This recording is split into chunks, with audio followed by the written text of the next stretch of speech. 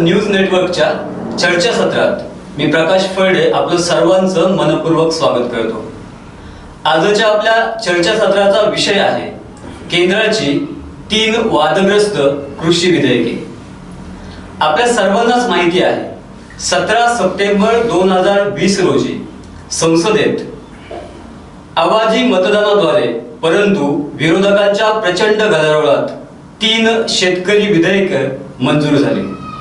शासनाच्या म्हणण्याप्रमाणे ही 3ही विधेयक शेतकऱ्यांच्या हिताची आहेत, परंतु अनेक शेतकरी संघटनांनी आणि राजकीय पक्षांनी मात्र या विधेयकांच्या विरोधात अनेक आंदोलनं केली, निदर्शनं केली।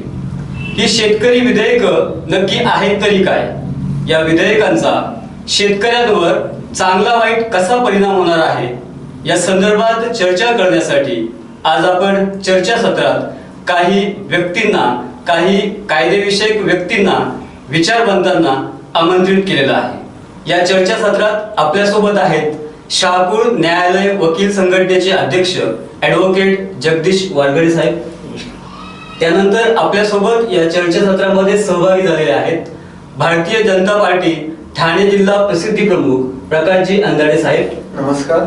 त्याचबरोबर आपल्यासोबत आहेत शहापूर तालुका शिवसेना सहकार प्रमुख किरणजी सोकांडे साहेब। जय महाराष्ट्र। आपल्या तिघांचं या चर्चासत्रात मी मनपूर्वक स्वागत करतो आणि साहेब आपल्याला विनंती करतो की ही 3 विधेयक कोणती आहेत त्याविषयी आपणास थोडक्यात माहिती द्यावी। नमस्कार। आजच्या चर्चासत्राचा जो विषय आहे त्या विषयाकडे येण्यापूर्वी आपण केंद्राने जी 3 विधेयकं पारित केलेली आहेत त्या विधेयकांची जी नावं आहेत ती आपल्याला पुढे मी मांडतो। एक आहे farmers produce trade and commerce promotion and facilitation bill 2020, म्हणजे शेतकऱ्यांचं जे काही शेतकी उत्पन्न आहे या उत्पन्नाचं प्रमोशन करणं, त्यांना बाहेरच्या राज्यात किंवा देशांतर्गत विक्री करण्यासाठी च्या संदर्भातले जे नियम आहेत त्या संदर्भातला जो कायदा आहे तो आहे। त्यानंतर farmers empowerment and protection agreement on price assurance and farm services bill. तर सर्वसाधारणपणे हे जे कॉर्पोरेट लोक, सर्वसामान्य लोकांनी जी चर्चा आहे की कॉर्पोरेट क्षेत्रातले जे लोक आहेत, ते कॉर्पोरेट कंपन्या ज्या आहेत त्या शेतकऱ्यांकडशी ॲग्रीमेंट करून त्या पद्धतीने त्या फार्म प्रोड्यूस किंवा शेतीचं उत्पन्न घेऊ शकतात, अशा संदर्भातला जो कायदा चर्चेत येतो कायदा हा।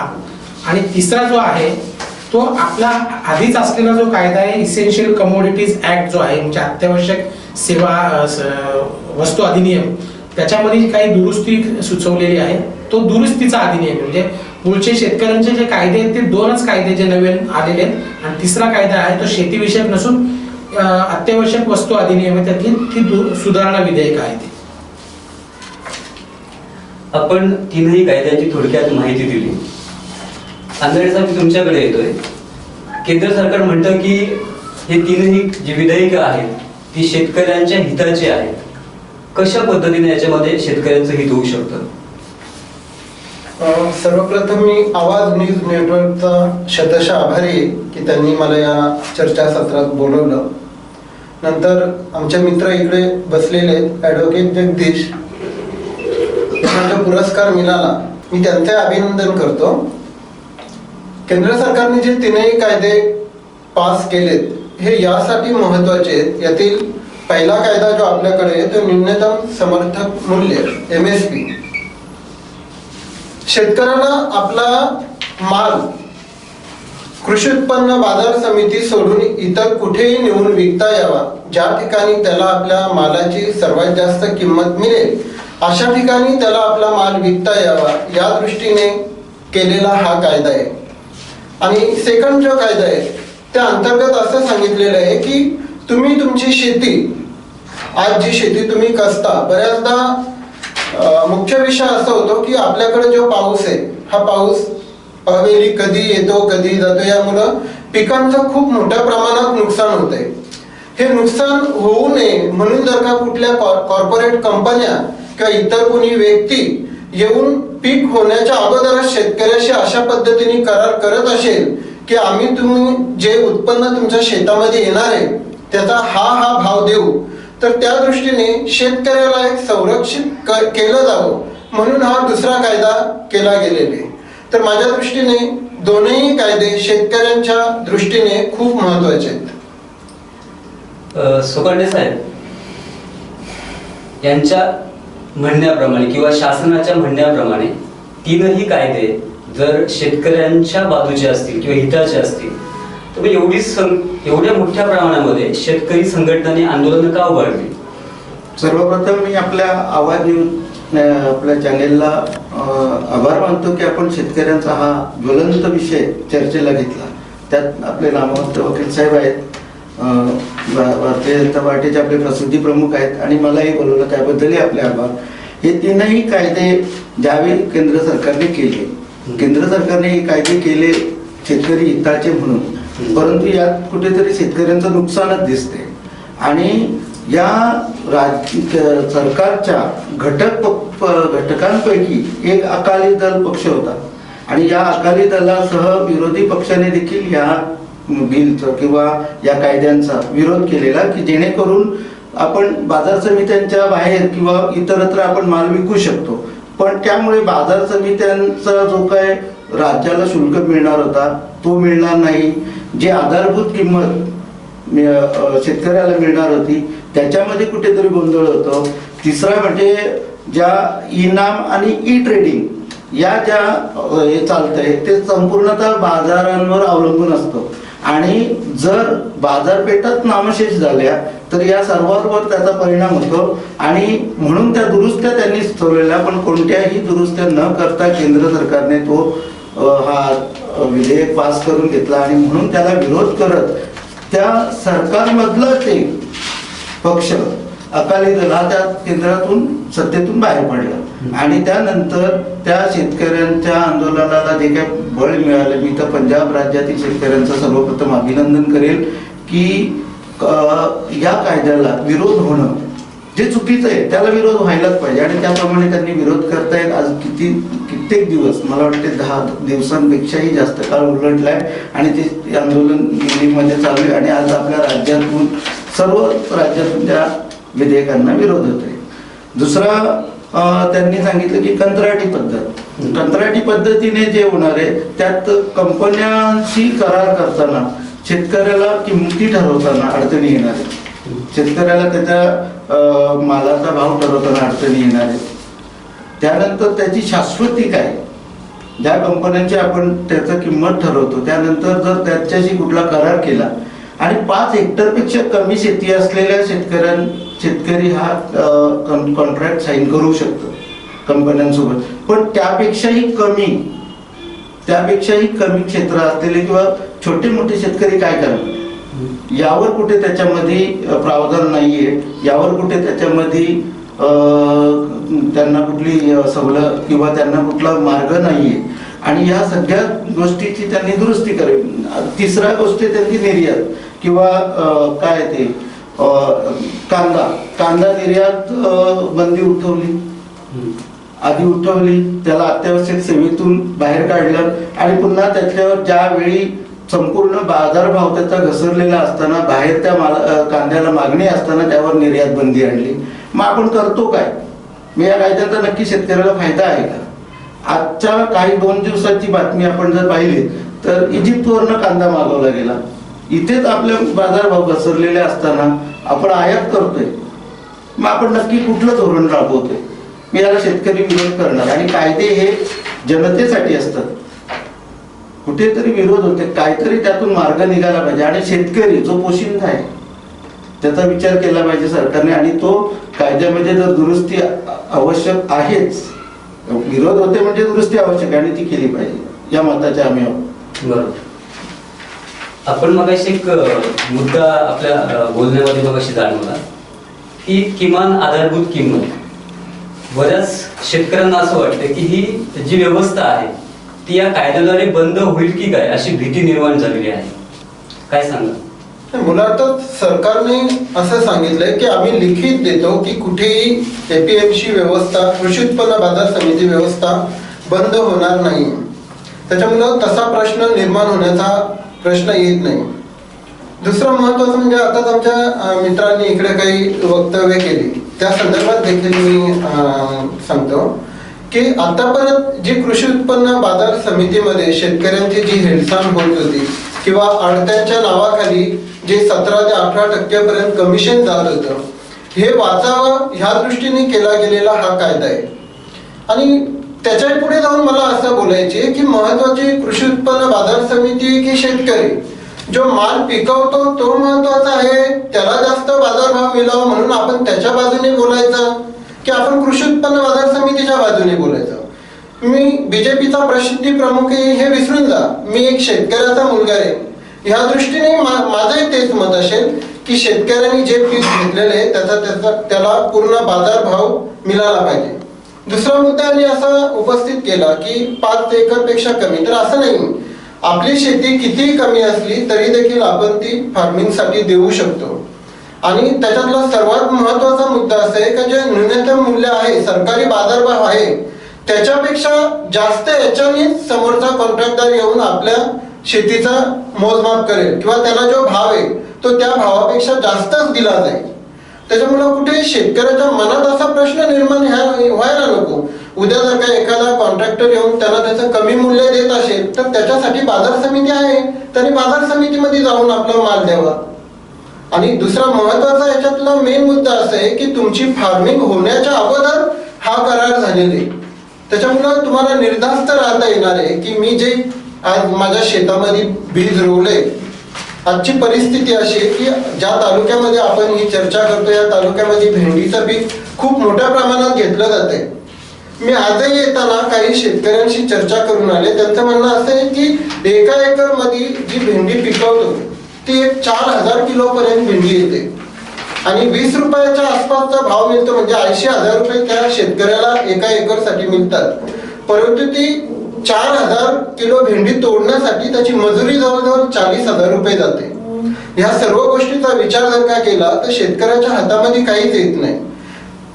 त्यामुळं हे कायदे होणे खूप गरजेचं होतं आणि सरकारने जे कायदे केले ते योग्य आहे. तिसरा मुद्दा आला शेतकरी. जे शेतकरी आपल्या मोर्चामध्ये इंदिरा को ठोका है, मोदी क्या चीज आहे असं वक्तव्य करतात, ते खरंच शेतकरी आहेत का, हा पहिला प्रश्न माझ्या मनामध्ये निर्माण होतो. आजही आपल्या सीमा लेह लडाख मध्ये जाणारे रस्ते अडवलेत, तिकडे जवानांच्यासाठी जाणारा अन्नधान्य पुरवठा सर्व विमानाने करावा लागत आहे. खरंच शेतकरी असेल तर तो या गोष्टीचा प्रामुख्याने विचार करील की माझ्या देशाचे जवान तिकडे सीमेवर असताना मी त्यांची रसद कशी तोडू शकतो. ज्या मोर्चामध्ये पाकिस्तान जिंदाबादच्या घोषणा दिल्या गेल्या त्याच्यानंतर काही प्रमुख पुढाऱ्यांनी सांगितलं की आम्ही त्यांना समजावतो असं काही करू नका. तर ॲज अ शेतकरी म्हणून मी शेतकरीचे खरंच शेतकरी मोर्चा असता तर मी मोठ्या मानाने त्याला पाठिंबा दिला असता, परंतु शेतकरी मोर्चापेक्षा वेगळा खलिस्तान वाले त्यामध्ये जास्त घुसलेत. आणि याचं उदाहरण म्हणून तुम्ही पाहाल की कॅनडामध्ये आज मोठ्या प्रमाणामध्ये विरोध प्रदर्शन चालू आहे, इंग्लंडमध्ये चालू आहे आणि सगळ्यांनी एकच बॅनर हातात धरलाय, खलिस्तान. मग आतापर्यंत शेतकरी मरत असताना हे तेव्हा जागे का झाले नाही, यांनी का त्यावेळेला त्या देशामध्ये मोर्चे काढले नाही. त्याच्यामुळं शेतकरी आंदोलनापेक्षा वेगळा खलिस्तानचा मुद्दा यांच्यासाठी जास्त महत्वाचा आहे, या मताचा मी आहे. जो आता जो यांनी मुद्दा काढलाय की तिथे खलिस्तानवादी किंवा इतर कोण या शक्ती घुसवल्या गेल्या असतील, शेतकऱ्यांचं आंदोलन बदनाम करण्यासाठी देखील प्रयत्न केले जातील. जर हे आंदोलन उग्र होते, लेह आणि लडाख सारख्या ठिकाणी जाण्याची रसद अडते किंवा अडवणूक होते किंवा अडथळे येतात, तर ती अडथळा निर्माण होऊ नये यावर केंद्र सरकारने बहुमताने बसलेले केंद्र सरकारने मार्ग काढायला हवा. आणि जर मार्ग काढला, चर्चेने त्यात काही दुरुस्त्या केल्या तर ह्या अडवणूक होण्याचा काही प्रश्नच नाही. आणि जे कोण देशविरोधी किंवा देशातील प्रमुख व्यक्तींच्या विरोधात बोलत असतील तर त्यांच्यावर कारवाई व्हावी, आम्ही त्या मताचे आहोत. देशद्रोहाचा आम्ही कधीच पाठिंबा देणार नाही. आमचा जो काय शेतकऱ्यांना पाठिंबा आहे त्याबद्दल आपण बोलतोय आणि शेतकऱ्यांना या गोष्टी मान्य नाहीत याचा अर्थ कुठेतरी दुरुस्ती आली. ती दुरुस्ती करावी एवढीच रास्त मागणी आहे शेतकऱ्यांची. त्याच्यासाठी शेतकऱ्यांवर आपण थंड पाण्याचे फवारे मारणं, त्यांच्यावर अमानुष हे करणं हे चुकीचं आहे. आंदोलन करण्याचा प्रत्येकाला अधिकार आहे. मग त्या अधिकाऱ्याने त्या आंदोलनाला उतरलेत. कुठे काय होतंय, कुठे कोण काय मागणी करते त्याच्याशी त्यांचं शेतकऱ्यांचं जोडणं हे चुकीचं आहे. यापूर्वी देखील मागील सरकार जरी युतीचं असलं, आम्ही देखील सत्तेत होतो, शिवसेना भाजप सत्तेचं युतीचं सरकार होतं, पण तरी देखील शेतकऱ्यांना कर्जमाफी मिळावी यासाठी शिवसेनेने ढोल आंदोलनं असतील म्हणा, इतरही आंदोलनं केलेली आहेत. त्यावेळी देखील सरकारकडनं हायगाई झालेली आहे. कर्जमाफी दिलेल्या शेतकऱ्यांच्या खात्यामध्ये शेवटपर्यंत पैसे पोहोचले नाहीत. अशा अनेकच्या गोष्टी आहेत. कधी नव्हे तो शेतकरी बळीराजा संपावर गेला. या ज्या आपल्या राज्याचाच विचार केला तर आपण कुठे आहोत? आणि मग जे केंद्रात जे चाललंय किंवा शेतकरी विरोधच करतोय, निव्वळ फक्त पंजाबचे शेतकरी हा विषय नाही. जे देश विरोधी बोलतात त्यांच्यावर कठोर कारवाई व्हावी या मताचे आम्ही आहोत. पण जे खरंच शेतकरी आहेत, ज्या शेतकऱ्यांना खरंच दुरुस्ती हवी आहे, देशातील शेतकऱ्यांना दुरुस्ती हवी आहे, तर नक्कीच त्यात दुरुस्ती व्हावी. बाकी दुसरा कुठला विषय नाहीच आहे त्यामध्ये वेगळा. शेतकऱ्यांचं नुकसानच आहे त्यामध्ये. प्रेक्षक हो, आजच्या या चर्चासत्रात विविध मुद्द्यांवर ही चर्चा अशीच चालू राहणार आहे. पण वेळ झालेली आहे एका छोट्याशा विश्रांतीची.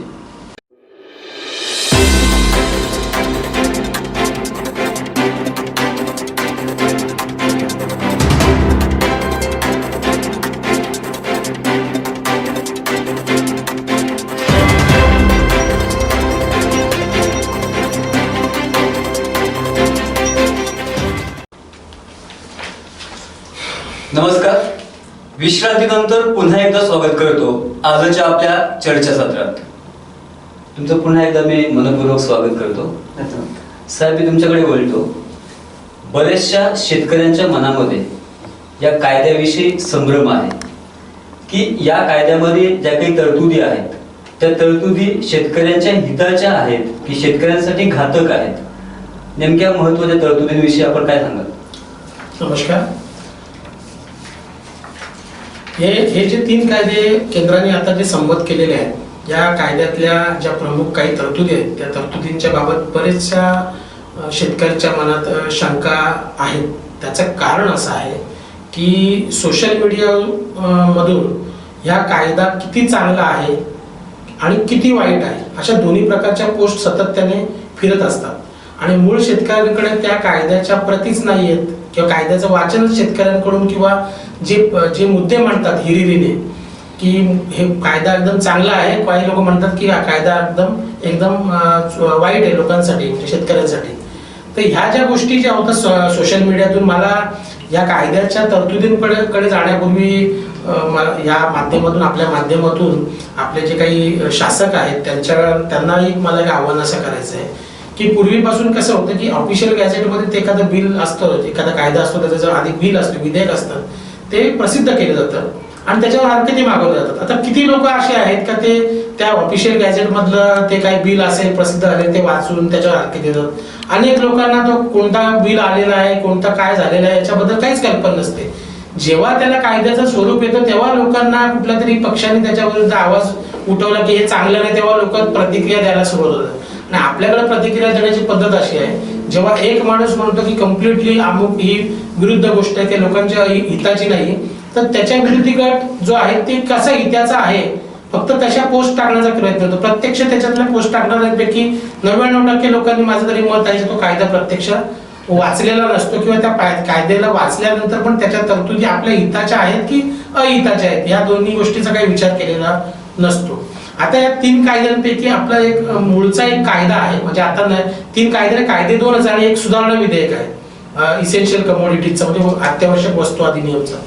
तर त्याच्यामध्ये काय केलंय की ही दुरुस्ती करून अत्यावश्यक वस्तूंमधून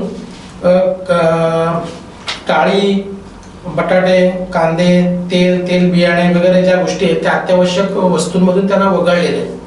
अत्यावश्यक वस्तूंमधून वगळल्यामुळे काय झालं, त्या लोकांचा असा भीती अशी आहे का पूर्वी जी साठेबाजी केली जायची व्यापाऱ्यांकडून त्याच्यावर कायदेशीर कारवाई EC ऍक्ट नुसार व्हायची, मग आता अशी साठेबाजी हे जे काही कॉर्पोरेट क्षेत्रातले कंपन्या आहेत किंवा अन्य काही लोक आहेत हे साठेबाजी करतील आणि नंतर मग त्यांची कृत्रिम दरवाढ त्या वस्तूंची दरवाढ कृत्रिमरित्या केली जाईल आणि नंतर मग चढ्या भावाने विकली जाईल. याच्यातून शेतकऱ्याचा मूळ काही फायदा होणार नाहीये, कारण शेतकऱ्यांकडून ते असेल त्या बेसिक भावाने आधी घेतलेली असेल.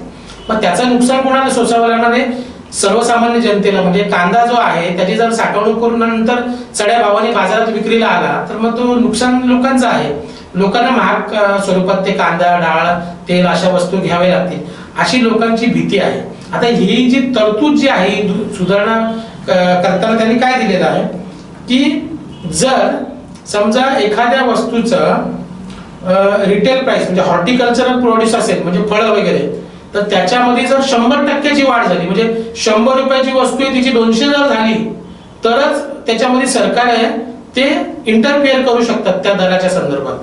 किंवा ज्या डाळी तांदूळ जे आहेत याच्यात 50% वाढ झाली तरच त्याच्यामध्ये ते इंटरफिअर करतील त्या दराच्या संदर्भात. म्हणजे एखादी कॉर्पोरेट कंपनी आहे, एखादी जे ह्या कायद्या नवीन जे 2 कायदे त्या कायद्यांमुळे या क्षेत्रामध्ये शेतकऱ्यांशी ऍग्रीमेंट करून आणि त्यांच्याकडून जे काही शेती धान्य वगैरे विकत घेऊन आणि त्याच्या व्यवसायामध्ये उतरलेले त्यांनी केलेला जो साठा असेल आणि त्यांनी त्याची जो दरवाढ केली तर ती फळांच्या बाबतीत डबल असावी आणि धान्य आणि इतर बाबतीत 1.5 पटीच्या वर असू नये असं त्यांनी दिलेलं. पण त्याच्यात त्यांनी असं काय हे काय केलेलं आहे की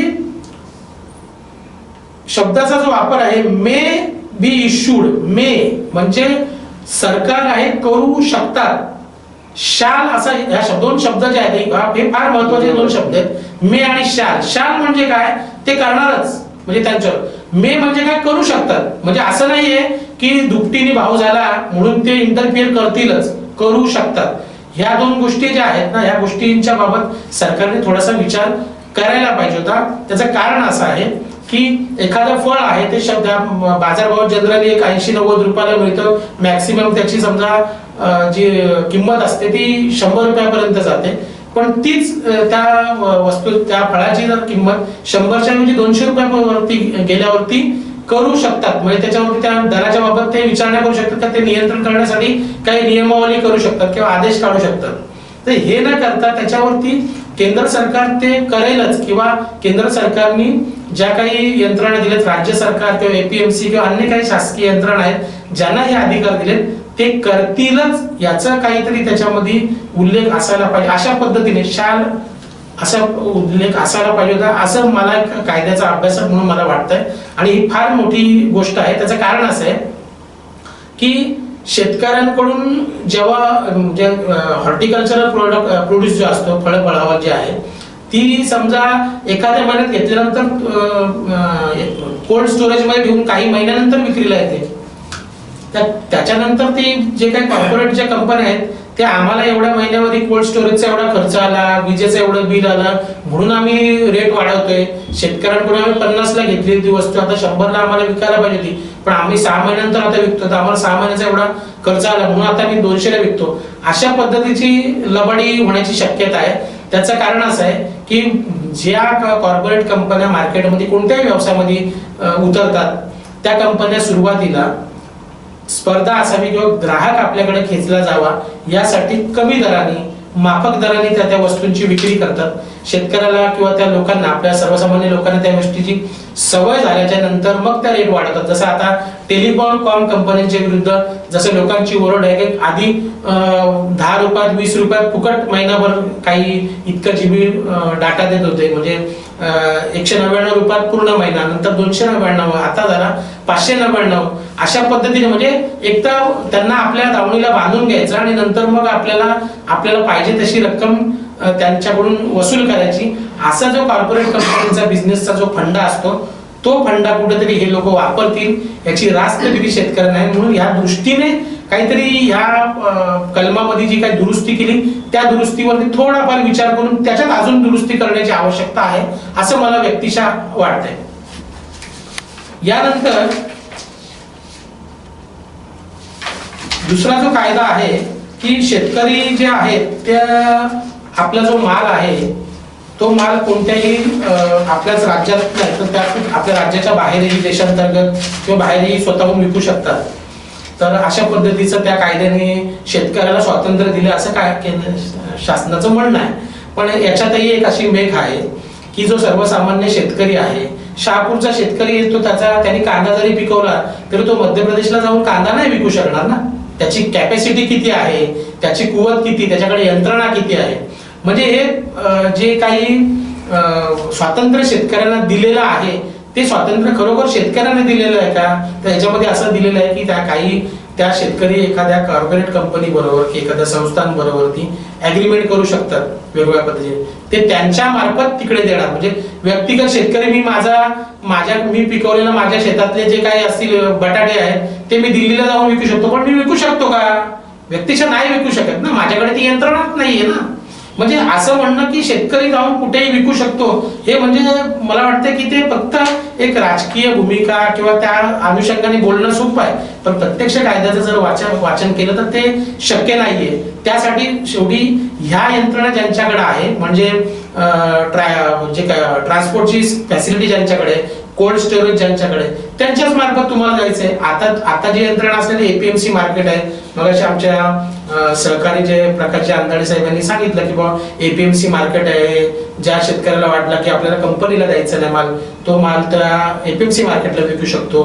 पण मी मगाशी जसं उदाहरण दिलं की कॉर्पोरेट कंपन्यांचा बिझनेस करण्याचा फंडा असा असतो की पहिल्यांदा तो जो कस्टमर आहे, जो क्लायंट आहे, त्याला आपल्याकडे कसा बांधून ठेवला जाईल यासाठी फ्रीमध्ये अगदी कमी दरामध्ये सेवा पुरवल्या जातात. तोच प्रकार इथे झाल्याच्या नंतर एपीएमसी मार्केटकडे कोणी फिरकणार नाही. आणि साहजिकच ती जी यंत्रणा आहे म्हणजे जी लोकांचं एपीएमसी मार्केट मोडीत निघेल ही जी भीती कशामुळे वाटते, तर जर त्यांच्याकडे जर मालच जायला लागला नाही तर त्या एपीएमसी मार्केट ज्या समित्या आहेत त्या मोडीत निघतील. आणि एपीएमसी मार्केट जरी म्हटलं तरी एपीएमसी मार्केट त्या मागच्या सरकारने सांगितलं का तिथं मनमानी चालते, शेतकऱ्यांचं शोषण होतो. मग मनमानी चालते, शेतकऱ्यांचं शोषण होतं, तर त्या एपीएमसीच्या कायद्यामध्ये काही दुरुस्त्या केल्या पाहिजेत. तिथल्या कारभारावरती नियंत्रण ठेवणारे काहीतरी कायदा आणला पाहिजे किंवा तशा नियंत्रणाच्या संदर्भातले काही प्रोव्हिजन ह्या कायद्यामध्ये का नाही केलेले आहेत असंही शेतकऱ्यांचा काही सवाल आहे. जे कायद्याचे अभ्यासक म्हणून आम्हाला असं वाटतं की त्या गोष्टी सुद्धा असायला पाहिजे का ती दुरुस्ती करायला पाहिजे होती. उलट पक्षी मला असं वाटतं की हे जे काही कॉर्पोरेट कंपन्यांचे कार्य करतात तर त्यांच्यावर नियंत्रण ठेवण्यासाठी एपीएमसी जे समित्या आहेत या समित्यांकडे काहीतरी अधिकार किंवा त्यांच्याकडून काहीतरी काही या पर्टिक्युलर ही आधारभूत किंमत आहे यांना ठरवली पाहिजे, याच्यापेक्षा खाली कॉर्पोरेट कंपनी घेऊ शकत नाही माल शेतकऱ्यांकडून, याच्यापेक्षा अधिक दराने विकू शकत नाही, अशा पद्धतीचे काहीतरी करून त्या एपीएमसी मार्केट एपीएमसीच्या कायद्यामधले काय ते दुरुस्ती केल्या तर ते सरकारचं डायरेक्ट नियंत्रण त्याच्यावरती राहू शकतो आणि त्याच्यामध्ये शेतकऱ्यांचं शोषण होणार नाही. कारण शेतकऱ्यांचं शोषण फक्त कॉर्पोरेट क्षेत्रातूनच झालेलं आहे, अडत्यांमुळे झालेलं आहे असं नाहीये, तर कॉर्पोरेट कंपन्यांकडून सर्वाधिक जास्त शोषण वेगवेगळ्या क्षेत्रात झाले.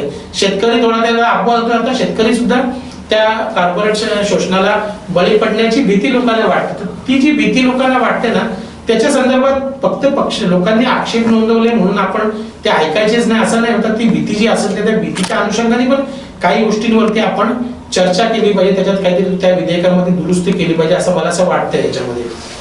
त्याच्यानंतर तिसरा जो कायदा जो आहे फार्मिंग ऍग्रीमेंटच्या संदर्भात, ते याच्यामध्ये असं आहे की बऱ्याच लोकांची भीती अशी आहे की असं फार्मिंग ऍग्रीमेंट केलं तर उद्या आपली जागा जाईल, जमीन जाईल.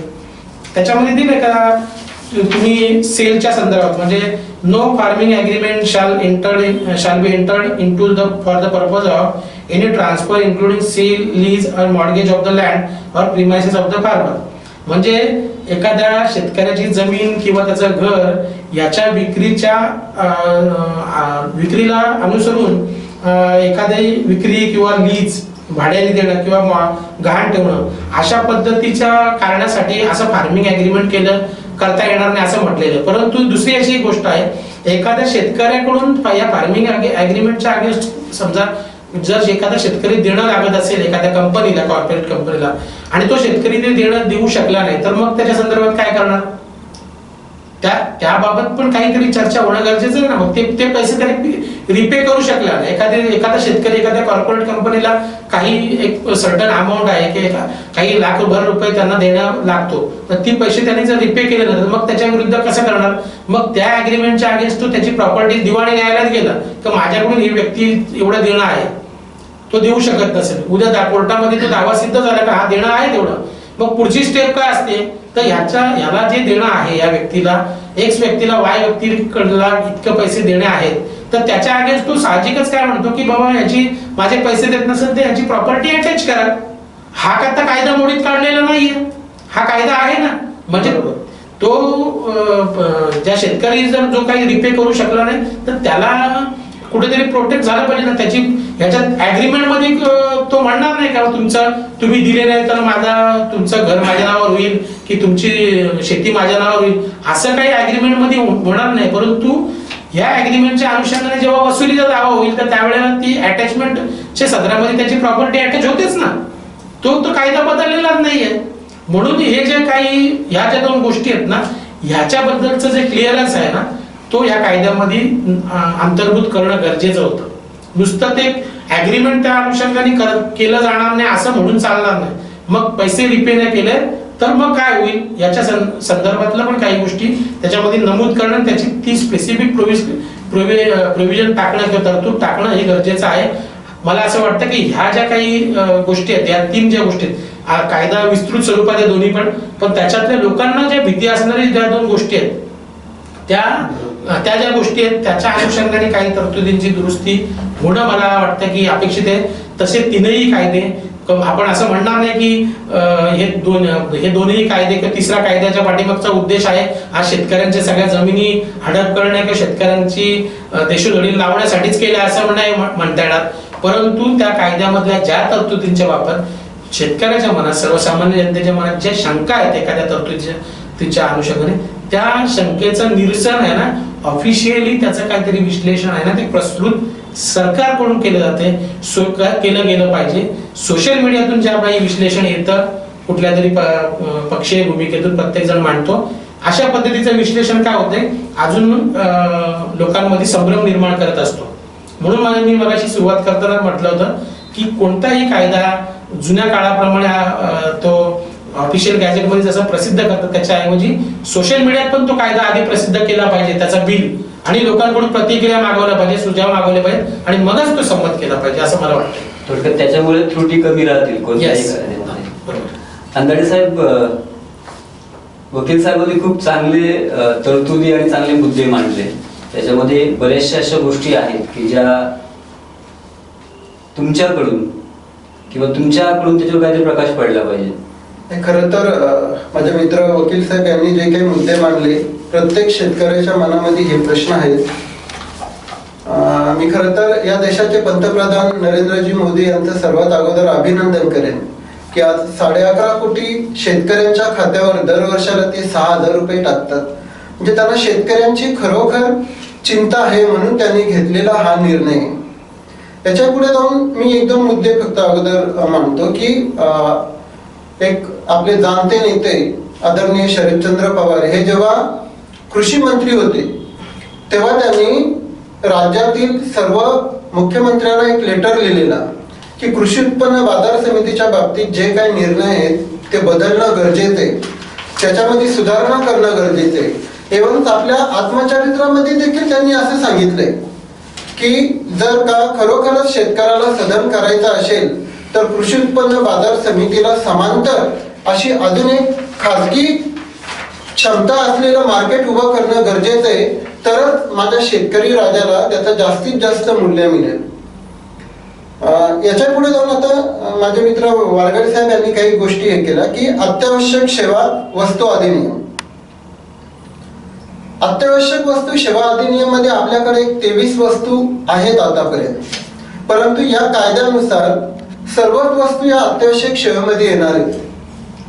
म्हणजे उद्या एखादा जर का कुक्कुटपालन करणारा शेतकरी असेल तर तो त्याची फार्मिंग अगोदरच एखाद्या कंत्राटदाराला देऊ शकतो, कारण आज कितीतरी मोठ्या प्रमाणात या कुक्कुटपालन क्षेत्रामध्ये रोग येतात, कोंबड्या मेल्या जातात आणि तो बिचारा जो मालक असतो तो देशधडीला लागतो.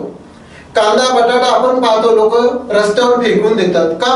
त्यांना बाजारभाव मिळत नाही. 1 रुपया किलो, 2 रुपया किलो या पद्धतीचा बाजारभाव मिळतो.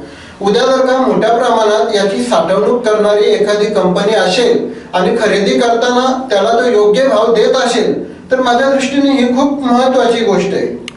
दुसरा महत्वाचा मुद्दा, आताही रिलायन्स सारख्या कंपन्या आहेत ज्या आपल्या फूड मॉलमध्ये ह्या वस्तू विकतात. उलट शेतकऱ्यांना याच्यामुळे एक नवीन बाजारपेठ निर्माण होते. त्याच्यामुळं ह्या गोष्टी घडणं मला तरी वाटतंय महत्वाचं आहे. दुसरं म्हणजे स्वामीनाथन यांनी 2005 साली काही सूचना सुचवल्या होत्या की शेतकऱ्याचं जे मूल्य आहे त्याच्यापेक्षा 1.5 पट बाजारभाव त्याला मिळाला पाहिजे. म्हणजे त्याला शेती लागवडीसाठी जो खर्च येतोय त्याच्या 1.5 पट भाव त्याला मिळाला पाहिजे. परंतु 2005 पासून 2014 पर्यंत सरकार काँग्रेस आणि मित्र पक्षांचा असताना याच्यावर काहीच विचार केला गेला नाही. परंतु 2018-19 मध्ये मोदी सरकारने मात्र याच्यावर निर्णय घेतला आणि त्या संदर्भात कायदा केला की शेतकऱ्याला जो काही लागत भाव आहे त्याच्यापेक्षा 1.5 पट त्याला मिळाले पाहिजे. त्याच्यामुळे मला वाटतं ही गोष्ट महत्वाची आहे. त्याच्या पुढे जाऊन आजही पोटदुखी कोणाची आहे? सगळ्या भारतातले शेतकरी एक झालेत का? तर नाही एक झाले. यांनी जसं सांगितलं की पंजाब मधून आंदोलनाला सुरुवात झाली तर का 2,500 कोटीची आडत बुडते म्हणून या आंदोलनाला पंजाब मधून सुरुवात झाली. याचं महत्वाचं कारण ते होतं. परंतु आजही तुम्ही फक्त महाराष्ट्रातील साखर कारखान्यांची परिस्थिती बघितली तर आज महाराष्ट्रातल्या शेतकऱ्याला ऊसाचा दर 3,500 आहे, परंतु तोच दर उत्तर प्रदेश आणि आंध्र प्रदेश मध्ये 5,000 आहे. ही तफावत का? तर तुम्ही तुमचा माल ठरवून दिलेल्या साखर कारखान्याशिवाय इतर कोणाला विकू शकत नाही. आणि ही मेन खरं तर साखर सम्राटांची पोटदुखी आहे आणि म्हणून महाराष्ट्रामध्ये या विरोधात त्यांनी एक वेगळं वातावरण तयार करण्याचा प्रयत्न केलाय. तिसरी गोष्ट साहेबांनी जी सांगितली की फार्मिंग ॲग्रीमेंट, तर त्याच्यामध्ये स्पष्ट उल्लेख आहे की तुम्ही फक्त त्या शेतामध्ये जे पीक घेतलं जाणार आहे त्या संदर्भात तुम्ही कॉन्ट्रॅक्ट करणार आहात. त्या जागेसंदर्भात कोणत्याही प्रकारचा कॉन्ट्रॅक्ट करण्याचा अधिकार तुम्हाला नाही. एवढंच तुम्ही ज्या वेळेला कॉन्ट्रॅक्ट करता तेव्हा त्याचा 1/3 अमाऊंट तुम्हाला त्या शेतकऱ्याला द्यायचे आणि जेव्हा तुम्ही तिथे फार्मिंग जे पीक आले ते उचलाल त्याच्यानंतर 3 दिवसामध्ये तुम्ही दिलेला चेक वटला नाही तर तुमच्या विरोधात फौजदारी कारवाई करण्यात येईल. आणि त्याच्या पुढे जाऊन एक फास्ट ट्रॅक कोर्ट नेमला जाणार आहे की शेतकऱ्याला उद्या असा काही प्रश्न वाटलाच तर तो आपले प्रश्न तिकडे मांडेल. तर मला वाटतं सर्वच दृष्टीने केले गेलेले तिन्ही कायदे शेतकऱ्याच्या भल्यासाठी शेतकऱ्याच्या हितासाठीच केले गेलेले आहेत. ज्या शेतकऱ्यांनी आतापर्यंत आपला माल 1 रुपया 2 रुपया किलोने विकलेला आहे त्यांच्याशी जर का तुम्ही चर्चा केली तर ते देखील तुम्हाला सांगतील की नाही सरकारने घेतलेला निर्णय अगदी योग्य आहे. प्रेक्षक हो, आपल्या या विषयावरील चर्चासत्रामध्ये पुन्हा एकदा वेळ झालेली आहे एका छोट्याशा विश्रांतीची. पुन्हा आपण भेटूया आणि आपली ही चर्चा अशीच चालू ठेवूया.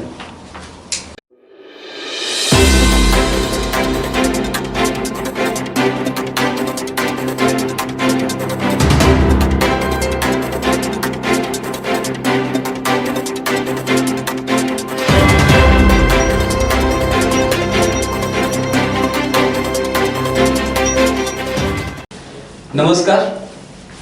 केंद्राची 3 वादग्रस्त विधेयक या विषयावरील चर्चासत्रात आपलं पुन्हा एकदा मनपूर्वक स्वागत करतो.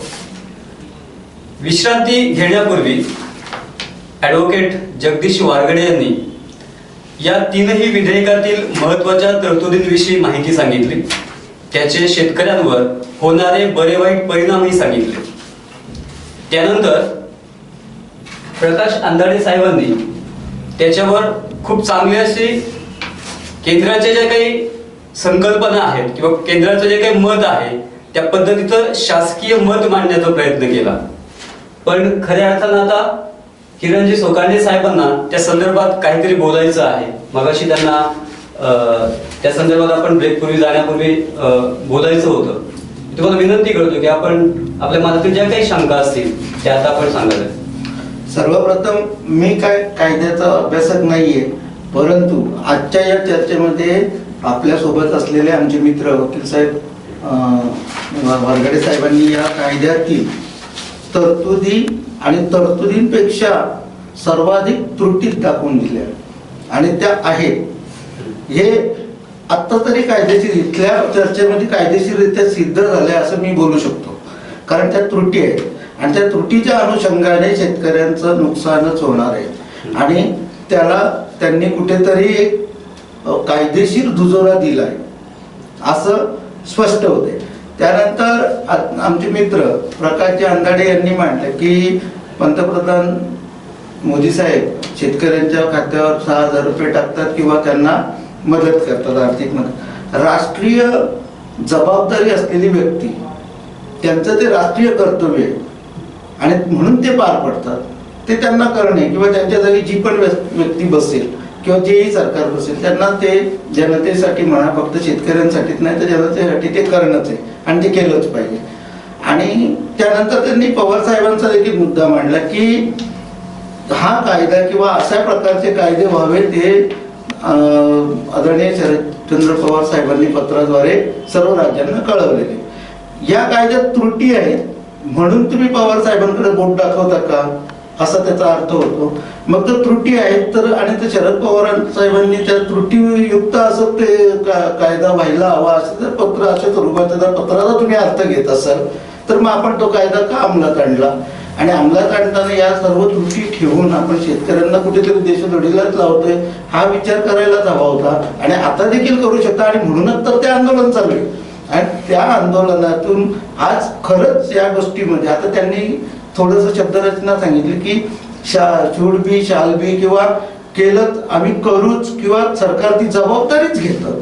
सिव्हिरिटी त्याच्यामध्ये दिलेली नाही, जबाबदारी आहे सरकारची अशी कुठेतरी शेतकऱ्याला त्यामध्ये कुठलीही शाश्वती नाहीये. म्हणजे शाश्वती नाही म्हणून तर शेतकरी घाबरलाय आणि हेच आपल्याला क्लिअर करायचं आहे की शेतकऱ्यांना शाश्वती वाटेल, त्या कायद्याबद्दल आधार वाटला पाहिजे, त्याची भीती नको आणि म्हणून त्या दुरुस्त्या केल्या पाहिजेत. त्याचबरोबर त्यांनी सांगितलं की फास्ट ट्रॅक कोर्टाचं वगैरे तर साहेब ते बोलणारच आहे त्याबद्दल, परंतु आजच्या घडीला देशभरामध्ये सर्वच न्यायालयांमध्ये जर आपण विचार केला तर अनेक दावे अजून प्रलंबित आहेत. त्या दाव्यांवर अजून निकाल नाही, वर्षानुवर्ष ते खटले चालू आहेत, न्यायाधीशांची कमतरता आहे हे देखील साहेब सांगतीलच. अनेक गोष्टी त्याला अडचणी येतात कायदेशीर या गोष्टी. मग जर या कायद्यान्वये जर शेतकरी अडचणीत आला तर त्याला न्याय कोण देणार, त्याचा निर्णय कसे लागणार. शिवाय त्यांचं म्हणणं की आपण ते कॉन्ट्रॅक्ट करणार ते देखील वकील साहेब क्लिअर करतील की त्याच्या फक्त पिकाचा तो कॉन्ट्रॅक्ट होणार. तर ज्यावेळी तो त्या पीक कुठे घेतोय, कुठेतरी त्या जागेचा सर्वे नंबर असेल, ते शेताचा असेल, कुठेतरी तो उल्लेख येणार. एखादा कॉन्ट्रॅक्ट करतो म्हणजे मी अमुक अमुक या इथे पिकवणार आहे म्हणजे तुम्हाला विकणार आहे असं होणार आहे का, तर नाही. तर कुठेतरी त्या जागेचा, त्या शेताचा उल्लेख त्यामध्ये येणार आणि त्या प्रॉपर्टीचा भविष्यात जर तो त्या नुकसानामध्ये गेला किंवा तो ती परतफेड करू शकला नाही, साहेबांनी क्लिअर केले कायदेशीर, तर त्याप्रमाणे तो शेतकरी अडचणीत येऊ शकतो आणि त्याची ती मालमत्ता देखील कायमस्वरूपी त्या कायद्याच्या कचाट्यात किंवा या गर्भश्रीमंत जे कॉर्पोरेट कंपन्या असतील यांच्या कब्जामध्ये जाण्याची किंवा अडकण्याची शक्यता आहे. म्हणून हा सर्व बाजूने हा कायद्याचा जर विचार केला तर नक्कीच या त्रुटी आहेत त्या दूर केल्या तर शेतकऱ्याला फायदा होईल, नाहीतर या शेतकऱ्याला फायदा होणार नाही आणि त्याचा कायमस्वरूपी या गोष्टीला विरोध हा शेतकऱ्यांचा राहणार. मला जरा याबद्दल थोडंसं बोलायचं आहे. मगाशी प्रकाश आंधळे साहेबांनी सांगितलं की फास्ट ट्रॅक कोर्टाची काहीतरी तरतूद याच्यामध्ये केलेली, तर तशा पद्धतीची कुठली तरतूद केलेली नाही. उलट पक्षी हा जो कायदा आहे मला वाटतंय farmers produce trade commerce and promotion and facilitation, म्हणजे जे कॉर्पोरेट कंपन्यांना आपण देतोय ही आपले काही ॲग्रिकल्चर प्रोड्यूस त्यांच्या मार्फत आपण विकण्याचा करार वगैरे करू, तर ह्याच्यातून जे काही डिस्प्यूट निर्माण होतील किंवा वाद निर्माण होतील त्याचं निराकरण करण्यासाठी एक आपला कॅन्सिलेशन बोर्ड असणार आहे. म्हणजे एक प्रकारे कसं आहे की एक व्यक्ती अपॉइंट केलेली असणार आहे, त्याच्या तिला सब डिव्हिजनल ऑफिसर आहे, सब डिव्हिजनल मॅजिस्ट्रेट, आणि त्यांच्याकडे तो डिस्प्यूट रेफर केला जाईल. मग ते एखाद्या व्यक्तीला अपॉइंट करतील, त्यांना 30 दिवसाची मुदत देतील दोघांमधला डिस्प्यूट सेटल करण्यासाठी, किंवा आणि त्याच्यानंतर समजा सेटल नाही झालं तर मग ते काहीतरी ऑर्डर पास करतील. तर हे कसं आहे आता सध्या जसं माहितीच्या अधिकारामध्ये माहिती मिळाल्यानंतर जसं होतंय सस्य उलपट, नंतर अपील होतंय, त्याच्यावर अपील होतं, त्या व्यक्तीला काय तो न्याय मिळत नाही, तसा प्रकार इथं काहीतरी होतोय. इथं कुठल्या प्रकारे फौजदारी प्रोव्हिजन किंवा दिवाणी कोर्टाला अधिकार दिलेले नाही, फार मोठी याच्यामध्ये एक त्रुटी मला असं वाटतं की ह्या कायद्यामध्ये जर करार आहे शेतकरी आणि कॉर्पोरेट कंपनी किंवा संस्था यांच्यामध्ये जर करार होणार असेल एखाद्या पिकाच्या संदर्भात, तर त्याच्यातून उद्भवणारे जे वाद आहेत त्या वादाच्या साठी दिवाणी कोर्टालाच अधिकार दिले पाहिजेत. एखाद्या कन्सिलेशन ऑफिसर तर त्या ठिकाणी ना ते असे जे अधिकार म्हणजे आतापर्यंतचा अनुभव आहे की असे जे अधिकार असतात न्यायालय सोडून दुसऱ्या कुठल्या एखाद्या अथॉरिटीकडे दिला तर ते दबावासाठी किंवा प्रभावाखाली किंवा अजून काय प्रलोभनाखाली ते लोक काम करतात आणि कॉर्पोरेट कंपन्या आणि शेतकरी यांची तुलनाच होणार नाही प्रभावाच्या बाबतीत. त्याच्यामुळे तिथे कुठेतरी शेतकऱ्यांना ती भीती वाटते की आपल्याला न्याय मिळणार नाही, आपल्याला जर फसवलं गेलं, आपल्याला जाणीवपूर्वक त्याच्या जी किंमत ठरवलेली ती किंमत आपल्याला पडेल भावाने आपल्याकडून एखादा शेतकरी एखाद्या कंपनीच्या दावणीला बांधला, त्यांना माल द्यायला सुरुवात झाली, एपीएमसी समजा उद्या मोडीत निघाली आणि शेतकऱ्याला नंतर सांगितलं ही 1 रुपयाची वस्तू पण आता मी 50च्या वरती खाली घेणारच नाही. कंपन्यांची मक्तेदारी एखाद्या क्षेत्रात झाल्यानंतर त्यांना नाईलाजास्तव देणं भाग आहे किंवा दिलेली वस्तू जी आहे ती त्या वेळेत त्यांना जर पैसे मिळाले नाही, रक्कम मिळाली नाही, त्यातून डिस्प्यूट होणार. मला वाटतं जर करार आहे तर कराराच्या कायद्याच्या अनुषंगाने जे पण वाद होतात ते दिवाणी कोर्टात लढले जातात ना, त्यांना पण दिवाणी कोर्टाचा अधिकार त्या क्षेत्रात त्यांना आणायला पाहिजे का जेणेकरून मग कोर्ट त्यांना वाटेल की आपल्याला काहीतरी न्याय मिळेल शाश्वती. दुसरं यांनी एक मुद्दा मांडला की एखादा जर चेक बाउन्स झाला तर मग त्याची समजा केस करू शकतात, फौजदारी कारवाई करू शकतात. म्हणजे याचा अर्थ तुम्ही जर तशी परिस्थितीमध्ये जो काही निगोशिएबल इन्स्ट्रुमेंट ऍक्ट आहे म्हणजे चेक बाउन्सिंगच्या संदर्भातला जो कायदा आहे आपल्या सर्वसामान्य लोकांच्या भाषेत म्हटलं तर त्या कायद्याने कारवाई करतात असं जेव्हा तुम्ही म्हणताय तर तसं मग तुम्ही दिवाणी न्यायालयाचे अधिकार का काढता? दिवाणी न्यायालयाकडे जाऊ द्या ना, ते करार करतात, त्या करारातली काही त्रुटी झाली किंवा कुठले वाद निर्माण झाला दिवाणी न्यायालयाच्या अधिकारात ते गोष्ट ठेवली तर जास्त सेफ आणि सिक्युअर सुरक्षित शेतकऱ्याला वाटेल. हे जे काही त्यांनी बोर्ड केलेलं आहे अशा पद्धतीचे बोर्ड आतापर्यंतच्या स्वातंत्र्याच्या काळापासून आतापर्यंतचा इतिहास आहे की अशा पद्धतीच्या बोर्डचे अधिकारी असतात किंवा जिथं प्रॉपर सिव्हिल कोर्टाचा डेकोरम पाळला न जाणारे जे काही फोरम्स आहेत त्या बाकीच्या फोरम्स बद्दल आम्ही वकिली व्यवसाय करत असताना आम्हाला बरेचदा अनुभव येतो. कुठल्याही प्रकारे न्यायालयाचा डेकोरम अभिनिवेश पाळला जात नाही, कुठल्या पद्धतीने नियम पाळले जात नाही. अनेकदा सगळ्या त्या ठिकाणी सेटलमेंटवरती गोष्टी चालतात. एखाद्या फेवरेबल माणूस येतो काहीतरी देणारा असतो तर त्याच्या बाजूने निकाल अशा पद्धतीचे ह्या फोरम्स काम करतात. अशा फोरमकडे न देता ते दिवाणी न्यायालयाकडे दिलं पाहिजे असं माझं मत आहे आणि तशी दुरुस्ती करणं फार गरजेचं आहे. आमचे मित्र जगदीश वाघाडे यांनी काही मुद्दे आता मांडले, त्या संदर्भात मी 2 मिनिटांमध्ये स्पष्टीकरण करतो. पहिली गोष्ट म्हणजे कायद्यामध्ये सरकारने उल्लेख केला नसेल फास्ट ट्रॅक कोर्टचा तरी त्याच्यानंतर ज्या सूचना मागवल्या त्याच्यामध्ये सरकारने असा शब्द दिलाय की आम्ही या संदर्भात फास्ट ट्रॅक कोर्टचे निर्माण करू, ज्या योगे लवकरात लवकर या संदर्भात निर्णय घेतले जातील. दुसरा मुद्दा कृषी उत्पन्न बाजार समितीचा, तर एक गोष्ट मी आवर्जून सांगतो की कुठेही शेतकरी टेन्शन मध्ये आलाय असं मला वाटत नाही, पण राजकीय लोक टेन्शन मध्ये आल्यात का तर एक शेतीमध्ये घेतलेल्या उत्पन्नावर टॅक्स लागत नाही. जे तुम्ही जर का बघितलं असेल की सुप्रियाताईंनी 3.5 एकर मध्ये 113 कोटीची वांगी पिकवली. हा प्रकार काय तर मी 113 कोटी रुपयावरचा माझा टॅक्स वाचवला का तर मी ते शेतीतून आलेलं उत्पादन दाखवले. किंवा आपले चिदंबरम साहेब असतील, त्यांनी घरावर कुंड्यांच्या मध्ये 3.5 कोटीचं उत्पादन घेतलं होतं, तर त्याच्यातला हा प्रकार आहे. तर कुठेतरी राजकीय लोकांना या संदर्भात खूप मोठी भीती निर्माण झाली. आपलं एक हातात खेळतं बावलं निघून जातंय की काय, म्हणून त्या दृष्टीने यांचं हे चालू आहे. दुसरी काय मुळात देशाच्या संसदेने एखादा कायदा जेव्हा पारित केलाय तर त्या संदर्भात काय व्हायला पाहिजे की तुम्ही तुमच्या सूचना द्या की हा कायदा कशा पद्धतीने चुकीचा आहे आणि सरकार त्या संदर्भात चर्चा करायला तयार आहे. परंतु आता मोर्चामध्ये जे धरणे देऊन शेतकरी बसले त्यांचा एकच मुद्दा आहे, 3ही कायदे तुम्ही रद्द करा तरच आम्ही इकडनं उठू. सरकार चर्चेला कालही तयार होतं, सरकार चर्चेला आजही तयार आहे, परंतु शेतकरी मात्र या गोष्टीवर चर्चा करायला तयार नाहीत. त्यांना फक्त आणि फक्त हे कायदे रद्द करून. साहेब तुम्ही पुढचा मुद्दा मांडण्यापेक्षा मी तुम्हाला एक इंटरप्ट करतो मध्ये. विषय असा असतो, एखादं विधेयक आधी मांडलं जातं, त्याच्यावर सूचना घेतल्या जातात, त्या सूचनाच्या अनुषंगाने काय बदल करायचे किंवा नाही करायचे हे ठरतो आणि मग कायदा पारित झाला जातो. एकदा एखाद्या विधेयकाला कायद्याचं स्वरूप आल्यानंतर आम्ही सूचना तुम्ही द्या आणि मग आम्ही करू, हे उलटा प्रवास कशाला पाहिजे?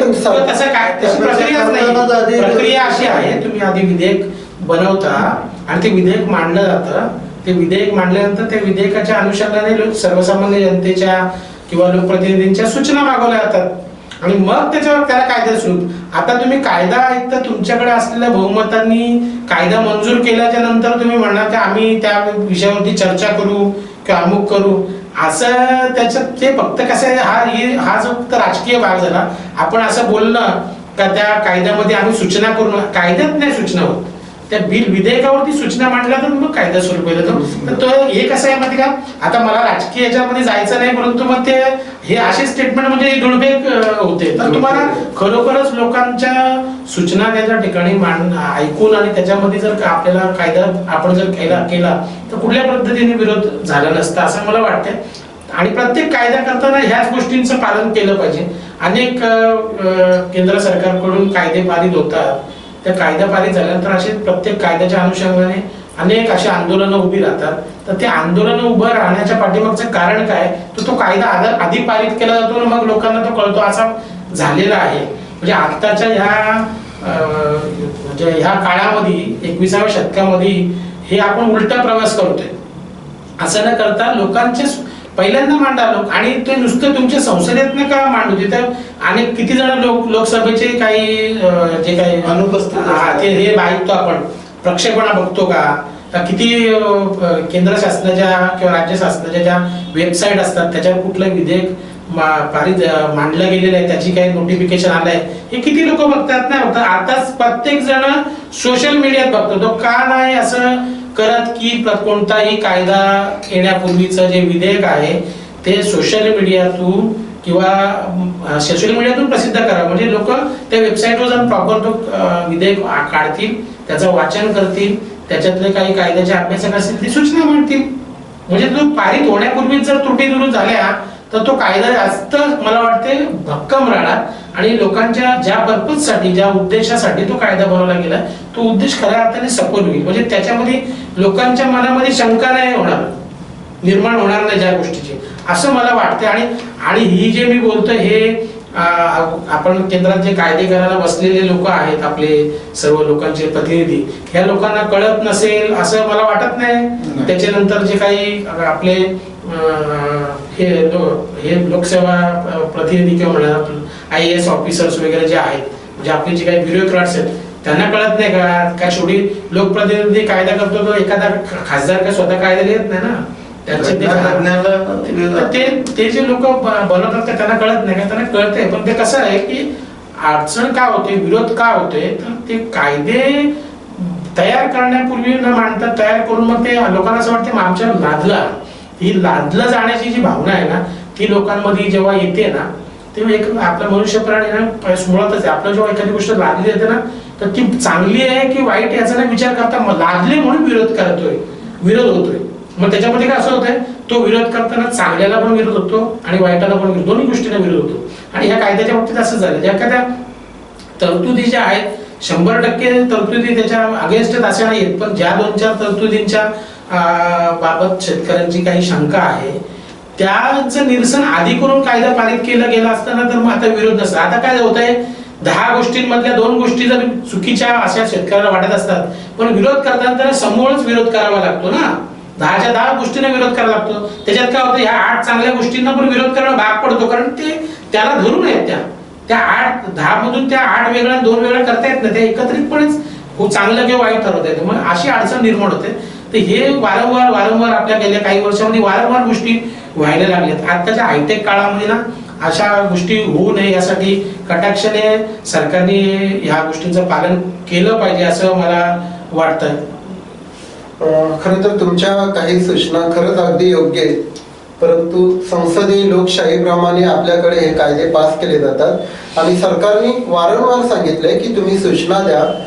खरंच ज्या चेंजेस करण्यासारखे असतील ते चेंजेस आम्ही करू, परंतु शेतकरी मात्र हे मानायला तयार नाहीत. त्यांना तीनही कायदे रद्दच करून हवेत. एव्हन जे लोक आता विरोध करताना तुम्हाला दिसतात त्या लोकांनी कायदा पारित होत असताना मतदान न करता संसद सोडून निघून आलेली, ती लोक आता विरोधामध्ये सर्वात पुढे येते. खरंच कायदा वाईट होता तर त्यांनी कायद्याच्या विरोधामध्ये मतदान करायचं होतं, परंतु त्यांनी त्यावेळेला तसं केलं नाही.